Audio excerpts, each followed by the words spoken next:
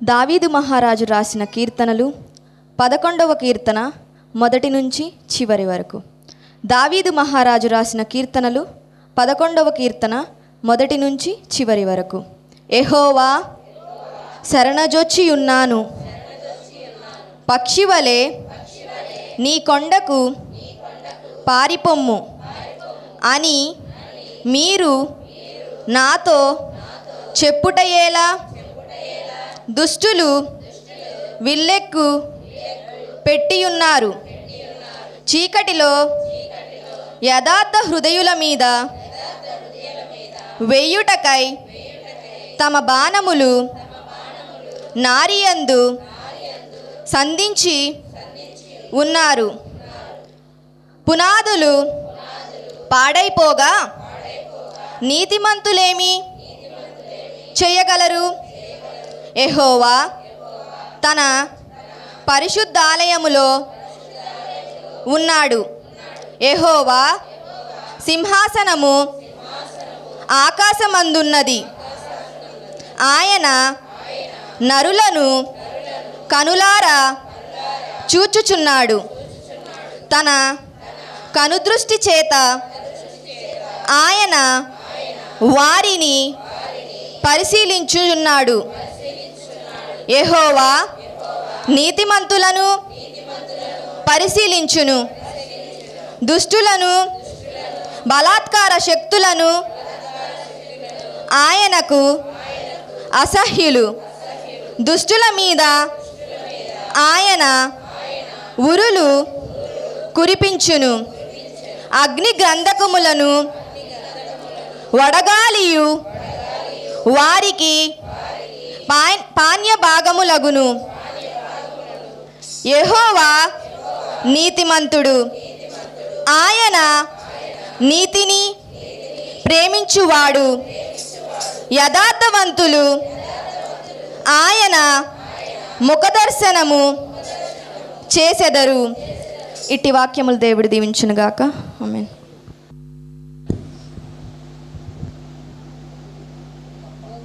సాక్ష్యం ఏంటంటే, నా పెద్ద కుమార్తెలో ఎంతో శోధన జరుగుతుంది. దేవుడు ముఖ్య ఎత్తున పెట్టనిచ్చాడు. 2 ఆడపిల్లలై 3వ గర్భిణికి అభిషేకం చేయించుకుంటానమ్మా అని వచ్చి, వద్దులే అమ్మ, మగ పిల్లోడు పుడతాడమ్మ, మనకే లేరు, నాకు లేరు, దేవుడు మన పక్షాన నుండి మాకు బిడ్డను ఎత్తాడేమో అనుకున్నాను. మా దాని ఇద్దరం తగ్గట్టు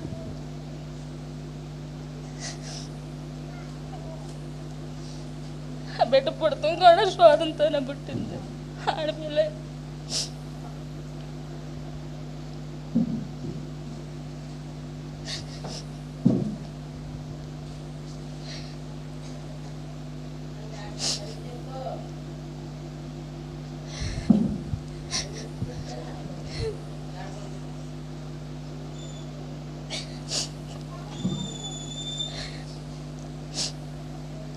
బిడ్డ ఏం చేయలేక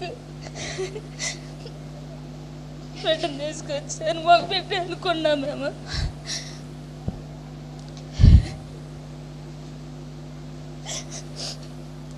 తొమ్మిది నెలలు తీసుకొచ్చా. నా దగ్గర 1 రూపాయి లేదు. ఏం చేయాలి ప్రభా, నాకు ఏ దారి దొరకట్లేదు అనుకుని బిడ్డని చదువుకు అనిపించాడు. గవర్నమెంట్ హాస్పిటల్ ఇక్కడే చూస్తే ఆడుకున్నాడు. బిడ్డ 2 గంటలు బాధపడిన ఆడపిల్ల పెట్టిందని ఎంత ఏడిచింది. ఏం కదమ్మా, దేవుడు ఉన్నాడు అనుకున్నాను. అమ్మా నీ సోలో వచ్చిందని అందరూ అంటారు. నా భర్తనే వస్తున్నాను.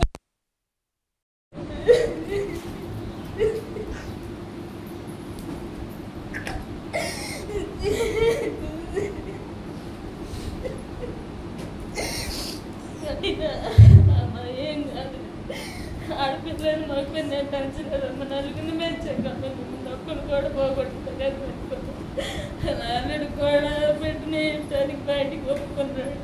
దత్తకిచ్చేస్తానండి. ఆయనకి నాకు ఇష్టం లేదు. మీరు ఎంతో పోట్లాడు వీళ్ళ నీటానికి ఒప్పుకోలేదు మేము. అయినా ఏం కాదు ప్రార్థన చేసుకొని ఎవడో ఉన్నాడు. అక్కడ నర్సు కానీ అందరు కానీ బిడ్డకు ధైర్యం అని చెప్పి నాకు మనసు ఆగింది. ఇలా ఆపరేషన్ చేయడానికి 21 రోజున గవర్నమెంట్ హాస్పిటల్ తీసుకెళ్తే వయసు నీది చిన్న వయసు అమ్మా, 20 సంవత్సరాలే, 3 బిడ్డలు అయ్యారా నీకని అన్నారు. ఆపరేషన్ చేయాలంటున్నారు, 22 రావాలంటున్నారు. నేను అక్కడికి వచ్చేసాను. ఇంటికి వచ్చి నాకు ఇక్కడ గవర్నమెంట్ హాస్పిటల్కి వెళ్తే అక్కడ ఏం కాదమ్మా చేస్తున్నారు కాదేంటమ్మా అన్నారు.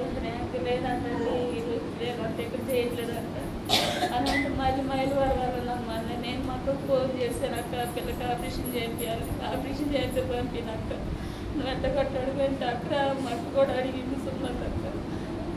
ఏ దారి కనపడట్లు నాకు నేనేం చేయాలి? దరిద్రమే వాళ్ళు తెచ్చిన ఆడపిల్లలు తెచ్చింది కాక మాకు ఇష్టం. మళ్ళీ మాకు ఎందుకు ఇష్టం పెడుతున్నారు. ఒక బిడ్డకి ఇష్టం పడాలంటున్నారు, 3 బిడ్డలు పడాలని అని నేను ప్రార్థన చేస్తున్నాను. మళ్ళీ నేను డబ్బులు ఎక్కడంటే బయటం చేపెట్టాను. 15,000 అవుతాయి అంటున్నారు. నా దగ్గర రూపాయలేదు. నేనేం చేయాలి? నాకు దారి కనపడట్లా. ఆపరేషన్ చేయాలి పిల్లకి. నేను వంటను పంపించకూడదు అనుకున్నా. మన దగ్గరికి ఫోన్ చేసి నా తోడుకోండి అక్క ఆశా వర్కర్ అక్క పిల్లకి ఆపరేషన్ చేయాలి అక్కంటమ్మా. నేను ఫోన్ చేస్తాను నీకు, నేను చేపిస్తాను అన్నారు.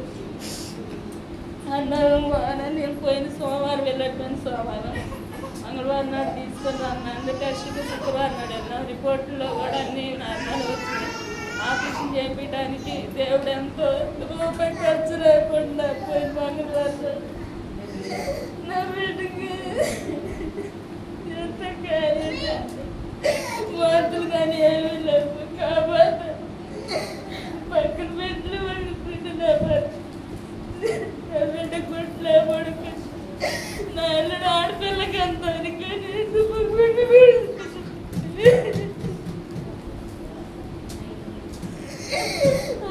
నా జీవితం అలాంటి ఏం కదమ్మా.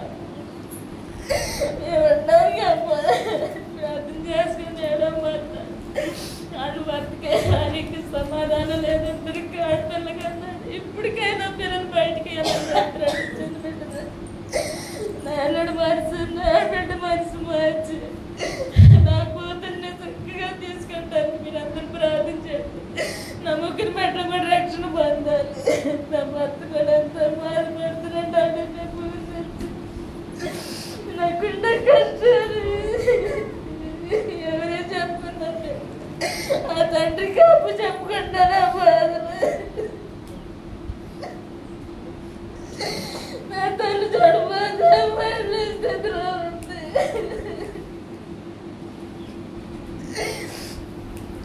ఎంతో శోధన. మీరందరూ ప్రార్థన చేయడం నేను కోసం ప్రార్థన చేస్తాను.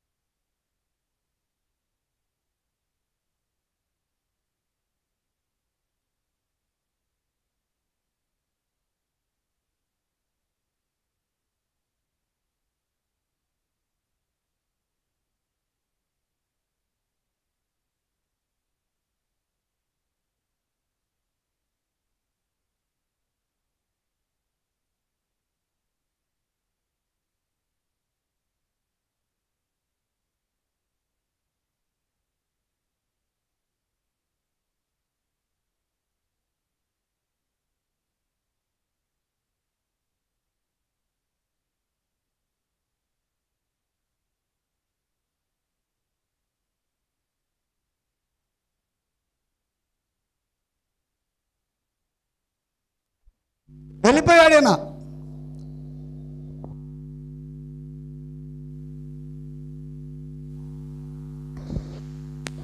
దేవునికి మహిమ కలుగును గాక. హల్లెలూయా. ఈయన దగ్గర స్థలం లేనప్పుడు ఈయన దగ్గర ఎందుకు ఉంటాం? అనవసరం కదా. ఈయన దగ్గర ఏదో ఉందనుకొని వద్దామనుకున్నా, కానీ ఈయన దగ్గర ఏమీ లేదు. ఈయనకే స్థలం లేదంట. ఈయనకే స్థలం లేనప్పుడు ఈయన నన్నేం పట్టించుకుంటాడు ఇక అనుకున్నాడు, వెళ్ళిపోయాడు. అంటే యేసు ప్రభు దగ్గరికి ఎందుకు వచ్చాడు అని అంటే, ప్రజలారా, యేసుక్రీస్తు ప్రభు దగ్గరికి వస్తే కాస్త రొట్టెలు దొరుకుతాయి, యేసు ప్రభు దగ్గరికి వస్తే కొద్ది హోదా ఉంటుంది ఏంటి, యేసు ప్రభు దగ్గరికి వస్తే ఇంకా ఏంటి అందరూ కూడా గౌరవిస్తారు అనుకున్నాడు. నీకు గౌరవం కావాలనుకుంటే లోకంలో ఎక్కడైనా దొరికిద్ది, దొరకదా ఏంటి? దొరికింది ఖచ్చితంగా. కాబట్టి ప్రియ దేవులారా, ఈయన ఆలోచన అలాగుండి ఏం చేశాడంటే వెళ్ళిపోయాడు ఆయన. ఆ తర్వాత ఆయన శిష్యుల్లో ఒకడు వచ్చి అంటున్నాడు, బోధకుడా, మా తండ్రి చనిపోయాడు. ఏమయ్యాడంట? మా తండ్రి చనిపోయాడు. నేను వెళ్ళి భూస్థాపన చేసుకుని వస్తానంటే అతనితో ఏమన్నాడు తెలుసా? ఇతడికి ఎన్ని కష్టాలున్నా, ఎన్ని శ్రమలున్నా, ఎంత పని ఉన్నా, ప్రజలారా, ప్రభు మాటను వినేవాడు. ఆమె చెప్పండి. ఎక్కడ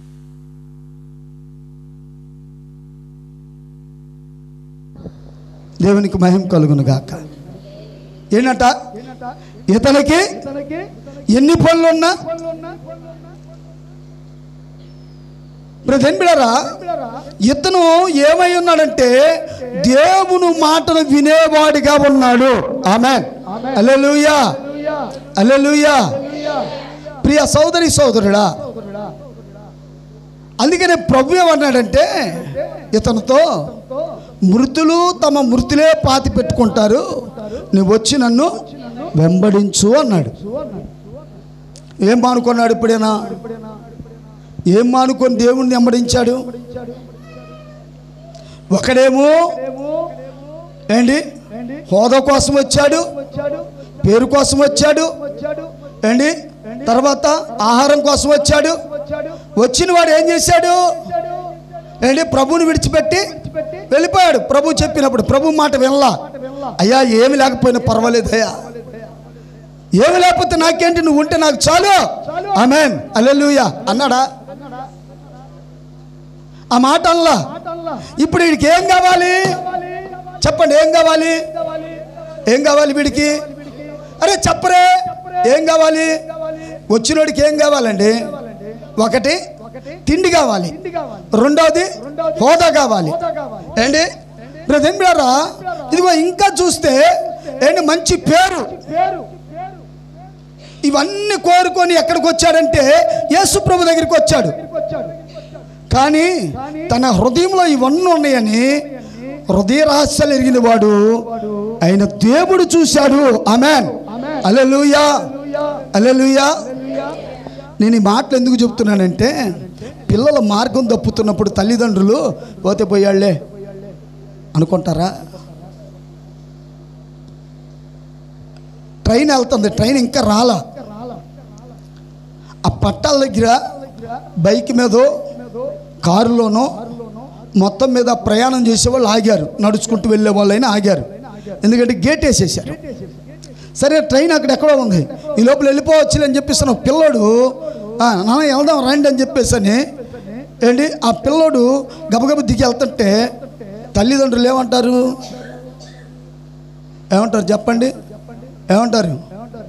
అమ్మా రేయ్ రా అంటారా? అనరా? ఎందుకని? వీడు వెళ్తే ప్రమాదంలో పడతాడు, వీడు వెళ్తే ప్రమాదంలో పడతాడు కనుక వీడిని వెళ్ళనీయకుండా వీడిని అదుపులో పెట్టుకుంటారు. వాడు రోడ్డు దాడుతున్నప్పుడు, ఆ పిల్లలు రోడ్డు దాడుతున్నప్పుడు వెహికల్స్ వస్తూ ఉంటాడు, బళ్ళు వస్తూ ఉన్న సమయంలో ఆ తల్లిదండ్రులు చూసి వాడే దాడతాడులే అనుకుంటారా? అనుకుంటారా? ప్రతి బిళ్ళారా వాడే దాడతాడులేని అనుకోరు. కాబట్టి వస్తున్న వెహికల్ని వాడికి తగలకుండా ముందు వాడిని జాగ్రత్త చేసుకుంటారు. హల్లెలూయా. అదేవిధంగా వీడు ఒకవేళ ఏదైనా సరే చెడు కార్యములు చేస్తుంటే చదవకుండా ఫోన్లు చూస్తున్నారు అనుకో, పిల్లలు చదవకుండా తల్లిదండ్రులు ఏం చేస్తారు? చూస్తే చూసి వెళ్ళాను అనుకుంటారా? అనుకుంటారా? అనుకుంటున్నారా? చూస్తే చూసి వెళ్ళా అని అనుకుంటారా? ఏం చేస్తున్నావు?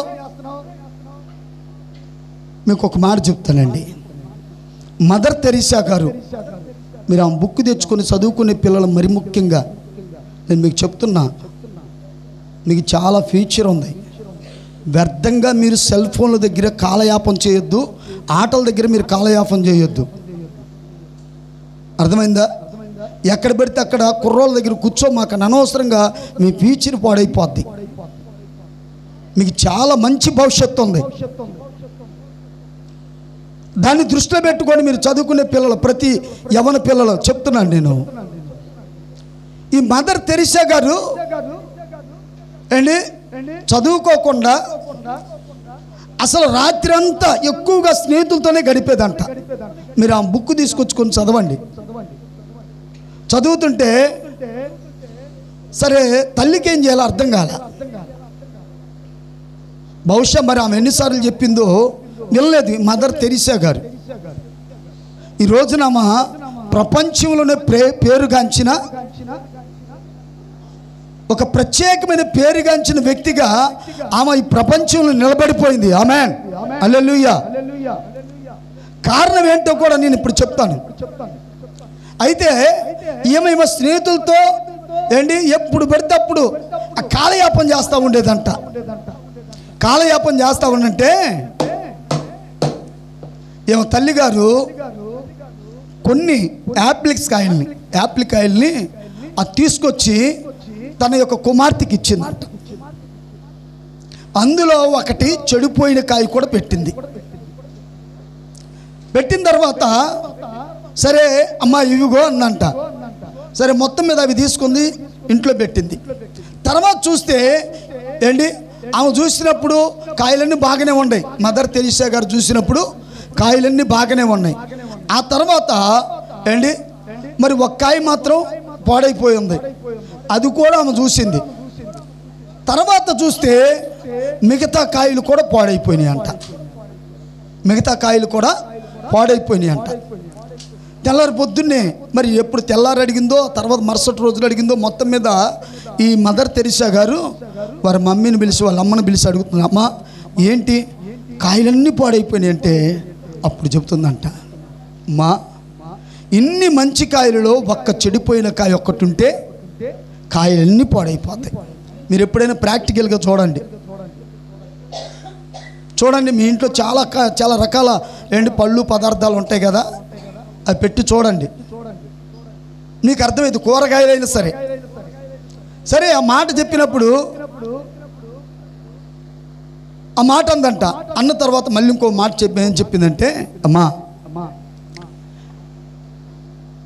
నీ జీవితంలో చాలా మంచి భవిష్యత్తు ఉంది, నేను నీకు ఎలా చెప్పాలో నాకు అర్థం కావట్లేదు. నీ మంచి భవిష్యత్తును పాడు చేసేది అది స్నేహమే కావచ్చు, మరి ఏదైనా కావచ్చు. కాబట్టి నీ మంచి భవిష్యత్తు మీద నీవు ఆలోచన పెట్టు.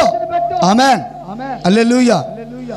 మాట చెప్పిన తర్వాత వెంటనే తన స్నేహాలని మానుకుంది. అంతే, అంటే వాళ్ళతో మాట్లాడొద్దని కాదు, ఎక్కువగా కాలయాపన చేయట్ల వారితో.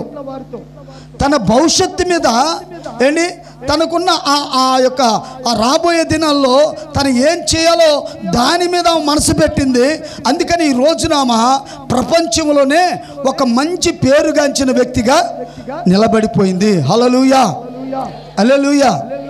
సరే ప్రియదేమిలారా, తన బిడ్డ పాడవుతుంటే స్నేహితులతో కలిసి మాట్లాడుతుంటే సరిలే అనుకోలా. ఎవరు కూడా అలాగా అనుకోరు.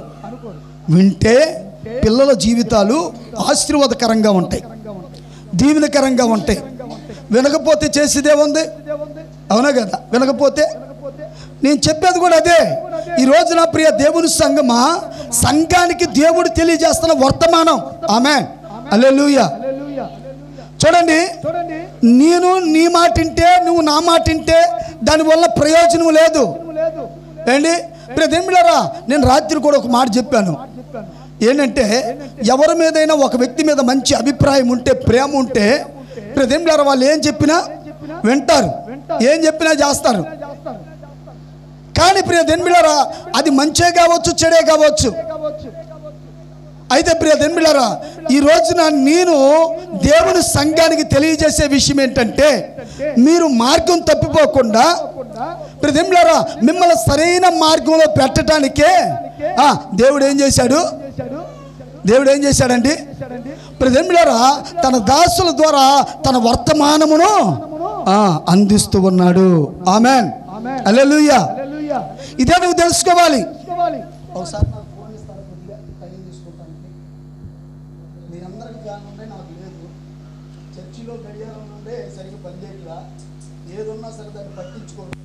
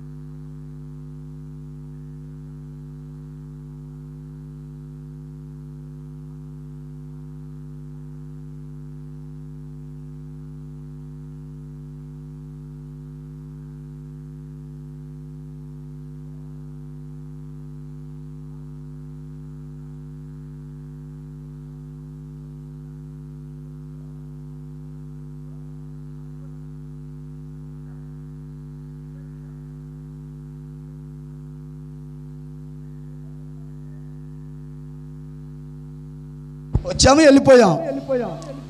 మీరు ఇలా చెబితే మాత్రం ఏంటి, మీదేనా, ఇక్కడేనా? ఓ, మేము చూస్తా ఉన్నాం, చాలా గుళ్ళు ఉన్నాయి. ఏ గుడికి వెళ్తే ఏ పాస్టర్ గారు కాదంటాడు, ఏ పాస్టర్ కాదండు.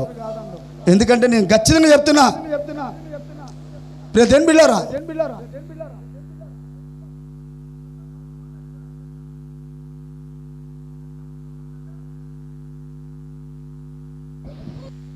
ఎవరు కాదంటారు? ఎవరు కాదంటారు?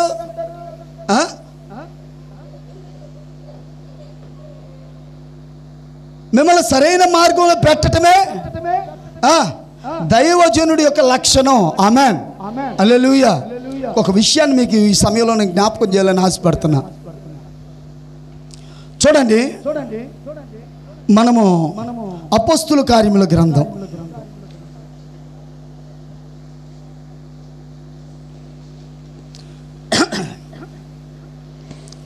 9వ అధ్యాయము.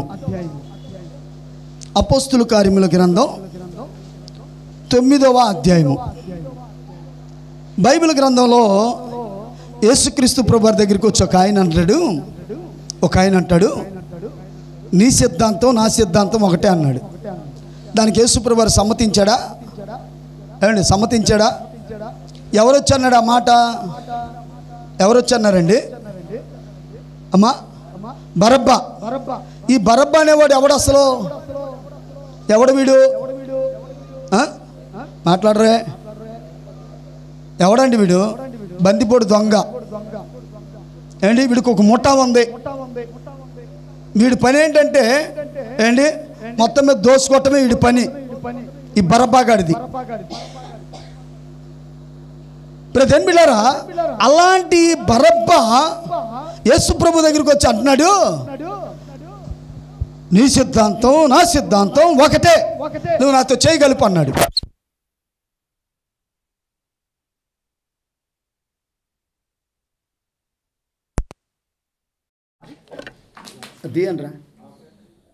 హల్లెలూయా. నీ సిద్ధాంతం నా సిద్ధాంతం ఒకటే కాబట్టి నువ్వు నాతో చేయగలుపు అన్నాడు. సరేలే సహోదరుడా అని చెప్పేసి నేను ఏసై చేయగలిపాడా? కలిపారా? కలపలా. బరబ్బా నీ కొరకు నేను చనిపోతాను కానీ నీతో నేను ప్రజలారా యేసుక్రీస్తు ప్రభువుని పట్టుకున్న తర్వాత ఆ ప్రజలందరూ కూడాను ఆ పండగ టైంలో ఒక ఖైదీని విడుదల చేయాలి. సరే, యేసుక్రీస్తు ప్రభు వారు వాళ్ళ దృష్టిలో ఖైదీ ఏంటి పట్టుకెళ్ళారు. ఇప్పుడు ఈ యొక్క అధికారి యేసు ప్రభుని విడుదల చేయాలనుకొని ప్రకటన చేస్తే, కానీ ఆ ప్రజలు ఎవరిని కోరుకున్నారండి? బరబ్బాను కోరుకున్నారు. ప్రేమిలారా, బరబ్బాను విడుదల చేశారు. ఎవరైనా గజ దొంగ, బందిపోటు దొంగ, దొంగతనం చేయడానికి వచ్చినోడు దొంగతనం చేసుకుని వెళ్ళిపోతాడా, లేకపోతే ఇంకా ఏంటి ఏమైనా చేస్తాడా చేయడా? మాట్లాడండి. మనం వింటా ఉన్నాం కదా ఈ మధ్యకాలంలో, టీవీలో చూస్తున్నాం, వార్తల్లో చూస్తున్నాం, ఆ వార్తలు వింటున్నాం, పేపర్లో చూస్తున్నాం, వాళ్ళు అనుకుంటుంటే వింటాం. ఏంటంట? దొంగతనం చేయడానికి వచ్చినోడు ఆడవాళ్ళని మానభంగం చేస్తాడు, రెండోది ప్రాణం కూడా తీసేస్తాడు. మరి బరబ్బా ఏం చేశాడో, బందిపోటు దొంగ మొత్తం మీద ఎలాంటి యొక్క విధానంలో నడిచాడో అదంతా కూడాను ఆయనకే తెలుసు. అలాంటి వ్యక్తిని, ప్రజలకు అన్యాయం చేసిన వ్యక్తి ఈ బరబ్బా, ప్రజలను చంపినవాడు ఈ బరబ్బా, ప్రజలకు ద్రోహం చేసిన వాడు ఎవరో ఈ బరబ్బా. అలాంటి బరబ్బాను కోరుకున్నారండి ఎవరో? ప్రజలు. మంచి మాటలు చెప్పిన యేసుక్రీస్తు ప్రభుని కోరుకోలే, యేసు ప్రభుని నిరాకరించారు. సరే, మొత్తం మీద ప్రియదేవులారా చూడండి, ఇక్కడ జరిగిన విషయం ఏంటంటే, బరబ్బా యేసుక్రీస్తు వారి యొక్క మరణాన్ని చూసి నా కొరకు నిజంగా యేసు ప్రభు చనిపోయాడని మారు మనసు పొందాడండి. హల్లెలూయా. మారు మనసు పొందాడు ఆయన. మారు మనసు పొంది ఇక యేసు ప్రభు వారి యొక్క శిష్యులతో వాళ్ళు ఏం చేస్తే చేస్తున్నాడు. అలాంటి బరబ్బా. సరే, ఇంకొక వ్యక్తిని మనం చూద్దాం. సౌలు, పౌలుగా మార్చబడిన సౌలు. ఈయన ఎలాంటి వాడు? ఈయన దొంగతనాలు చేయలేదు, కానీ మొత్తం మీద హత్యలు చేశాడు, ఇతరులను హింసించాడు, ఇతరులను బాధ పెట్టాడు. ఇక ఇతను ఎలా నడుచుకోవాలో అలా నడుచుకున్నాడు అంతే. అయితే ప్రియదేవులారా, బరబ్బాకు దేవుని ధర్మశాస్త్రమును గూర్చి తెలియదు, కానీ సౌలుకు మాత్రం దేవుని ధర్మశాస్త్రాన్ని గూర్చి తెలుసు. అయితే ప్రియదేవులారా, ఇప్పుడు ప్రభు యొక్క ప్రత్యక్షత సౌలుకు కూడా దొరికిన తర్వాత ప్రియదేవులారా, సౌలులోకి యేసుక్రీస్తు ప్రభువారు వచ్చేసాడు. సౌలులోకి యేసుక్రీస్తు ప్రభువారు వస్తే ఇప్పుడు ప్రియదేవులారా, ఈ యొక్క ఆ సౌలు పౌలుగా మార్చబడిన ఈ యొక్క సౌలు ప్రియదేవులారా ఆ దమస్కులో దేవుని సువార్తను ప్రకటిస్తున్నాడు. హల్లెలూయా. దేవుని సువార్తను ప్రకటిస్తున్నాడు. 9వ అధ్యాయం మీరు ఇంటికి వెళ్ళిన తర్వాత చదువుకోండి. అపోస్తల కార్యముల గ్రంథం. దేవుని సువార్తను ప్రకటిస్తూ ఉన్నాడు. ప్రకటిస్తున్న ఆ సమయంలో ప్రియదేవులారా, ఇదిగో అక్కడ కొంతమంది చంపాలనుకున్నారు. సరే, ఈ పౌలు గారికి కూడా కొంతమంది ఆ శిష్యులు ఏర్పరచబడ్డారు. ఆ తర్వాత వీళ్ళు ఏం చేశారంటే వాళ్ళ నుంచి ఈయన తప్పించారండి. వాళ్ళ నుంచి ఈయన తప్పించి ఈయన బయటికి పంపించారు. అయ్యా, నువ్వు మాత్రం ఇలా వాళ్ళ దగ్గరికి వెళ్ళొద్దు, ఎందుకంటే చంపేస్తారని కానీ అక్కడ నుంచి తప్పించి వాళ్ళని పంపించారు. ఇప్పుడు ఈయన యెరూషలేముకి వచ్చాడు. ప్రియదేవులారా, యెరూషలేముకి వచ్చిన తర్వాత యెరూషలేములో ఉన్న ప్రభువారి యొక్క శిష్యులు వారు కూడా భయపడ్డారండి. అమ్మో, ఈయనేదో మొత్తం మీద నాటకాలు వేసుకొని వచ్చాడని. కానీ ప్రియదేవులారా, ఈ బరబ్బా అనే వ్యక్తి ఇతనితో మాట్లాడి, ఎవరితో? సౌలుతో మాట్లాడి, సౌలుని తీసుకొని యేసుప్రభు వారి శిష్యుల దగ్గరికి వెళ్ళి యేసుప్రభు వారి శిష్యులకు పరిచయం చేశాడు. ఆమేన్. హల్లెలూయా. చూడండి 26వ వచనం, 9వ అధ్యాయము 26వ వచనం చదవండి. అతడు యెరూషలేమునకు వచ్చి శిష్యులతో కలుసుకొనుటకు ప్రయత్నము చేసిన గాని అతడు ప్రభువారి యొక్క శిష్యుడని నమ్మక. ఎవరికి భయపడ్డారు? సౌలుకు భయపడ్డారు. అయితే బరబ్బా అతన్ని దగ్గరికి తీసి ఏంటి అపోస్తుల అద్దకు తోడుకొని పోయి ఏంటి దమస్కులో ప్రభువును చూసిననియో ప్రభు అతనితో మాట్లాడిననియో యేసునామమును బట్టి ధైర్యముగా బోధించిననియో వారికి దేవునికి స్తోత్రములు కలుగును గాక. హల్లెలూయా. అతడు వచ్చుచు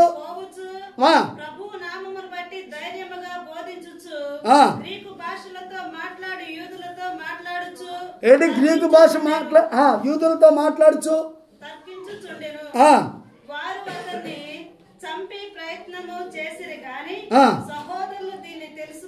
తెలుసుకొని కైసరు వరకు తోడుకొని వచ్చి కావున యూదియా గలియా సమరియా దేశాల అంతటా సంఘము క్షేమాభివృద్ధి నందుచు సమాధానము కలిగి ఉండెను. మరియు ప్రభువునందు భయమును పరిశుద్ధాత్మ ఆదరణ కలిగి నడుచుకొనొచ్చు విస్తరించుచుండెను. ఆ తర్వాత పేతురు సకల చాలు. దేవునికి స్తోత్రం కలుగును గాక. హల్లెలూయా. చూడండి ప్రియ దెంబిలారా, ఈ బరబ్బా ఏంటి ఆ తర్వాత ఇదిగో ఈయనయ్య పౌలు గారు ఎన్ని సంవత్సరాలు వాళ్ళు కలిసి పరిచర్య చేశారు తెలుసా అండి? ఎన్ని సంవత్సరాలు అంటే 1 సంవత్సరం. వీళ్ళిద్దరు కలిసి సంవత్సరం. దేవునికి స్తోత్రం కలుగును గాక. ప్రియమైన సోదరులారా, ఈ విషయాలను నేను ఎందుకు చెప్తున్నానంటే సంఘ క్షేమాభివృద్ధి కొరకు మంచి సహవాసం కలిగిన వ్యక్తులుగా వీళ్ళున్నారు. ఆమేన్. హల్లెలూయా. ఈ రోజున సంఘము క్షేమంగా ఉండాలని దేవుని యొక్క ఉన్నతమైన ఉద్దేశమైనదే. హల్లెలూయా. సంఘము ఆశీర్వాదకరంగా ఉండాలి. సంఘము ఒక క్రమం కలిగి ఉండాలి. సంఘము క్రమశిక్షణ కలిగి ఉండాలి. సంఘము ఏంటి దేవుని విషయంలో ఆసక్తి కలిగిన సంఘముగా ఉండాలి. ప్రదేంలారా, ప్రభు మాటలు వినిస్తున్నవారా, నీకెన్ని పనులైనా ఉండొచ్చు. ఆమేన్. హల్లెలూయా. ఏంటి నీకెన్ని పనులైనా ఉండొచ్చు. ప్రదేంలారా, నీవు మాత్రం దేవుని మాటలు వినటానికి సమయోచితంగా ఒకనొక సమయం రాబోతుంది. మీకు అర్థం కావటల్లా ఏంటి? ఇప్పటికే మనకు చాలా రకాల సూచనలు కనపడతా ఉన్నాయి. ఒకసారి వాళ్ళని బయట పిల్లలు లోపలికి రమ్మండి. రాకేష్ వెళ్ళి ఒకసారి రైట్ అండి.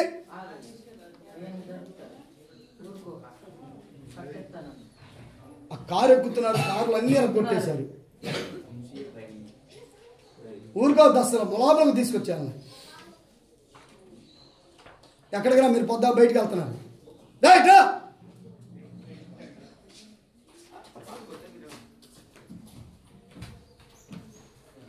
స్కూల్లో పడుతున్నా తిరుగుతున్నారా? రా, స్కూల్లో పడుతున్నా తిరుగుతున్నారా? దేవునికి స్తోత్రం కలుగును గాక. హల్లెలూయా. కాబట్టి ప్రియ దేవుని సంఘము యొక్క క్షేమాభివృద్ధి కొరకు ఏంటి దేవుని దాసులు చక్కని పరిచర్య కొనసాగించారు. కాబట్టి ఏంటి ఈ రోజున నువ్వు దేవుని సంఘములో ఉన్నావు. అవునా కదా? ఎక్కడున్నావు? దేవుని సంఘములో ఉన్నావు. దేవుని సంఘములో నీవు సంఘం అంటే ఆయన శరీరం అండి. ఇప్పుడు ఆయన శరీరాన్ని బాగుండాలని ఆయన అనుకుంటాడా అనుకోడా? నువ్వెవరి శరీరం? ఇప్పుడు నా శరీరాన్ని నేను ఎట్ట పెడితే కోసుకుంటున్నానంటే ఇటు గంజాయి తాగినాడు అవ్వాలి. ఏంటి ఒక్కొక్కడు తాగి ఎక్కడ పడతాడో తెలియదు. ఎందుకంటే ఇటు తాగిపోతాడు కనుక వాడి శరీరం ఏమైపోయినా వాడి శరీరం ఏమన్నా ఉన్నాయి, వాళ్ళ లోపల ఉన్న ఊపిరితిత్తులు కానీ అవన్నీ పాడైపోయినాయి. వాటి గురించి పట్టించుకోడు.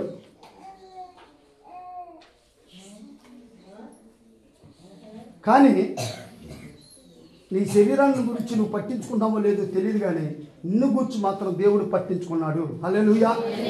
అందుకని దేవుడు ఏంటి నీ క్షేమం కొరకు ఏంటి దేవుడు నీ మేలు కోసం దేవుడు అనేకమైన విషయాలను తన గ్రంథంలో రాయించాడు. దేవునికి స్తోత్రం కలుగును కాక. చివరిగా నేను ఒక మాట చెప్పి ముగిస్తా. దేవుని రాజ్యం అంటే ఏంటి? దేవుని రాజ్యం ఎక్కడుంది? దేవుని రాజ్యం ఎలాగ ఉండాలి? మాట్లాడరే విరాగం. దేవుని రాజ్యం ఎక్కడ ఉంది? దేవుని రాజ్యం ఎలాగ ఉండాలి? అసలు దేవుని రాజ్యంలో ఏముంటాయి? ఈ విషయాలు మీరు తెలుసుకోవాలంటే వచ్చే వారం కలుగుతాం. దేవునికి స్తోత్రం కలిగిన కాక మీకు అందరికి వందనాలు. మనందరం లేచి నిలబడి మన కానుకల చేత ప్రభువుని కనపరుచుకుంటాం. ఇంకా నాకు 2 నిమిషాల టైం ఉంది. నేను అనుకున్నా మనందరం లేచి నిలబడతాం, కానుకలు సమర్పించుకుందాం. నీ ధనము నీ ఘనము ప్రభు యేసుదే, నీ దశమా భాగము నీయ వెనుదీతువా.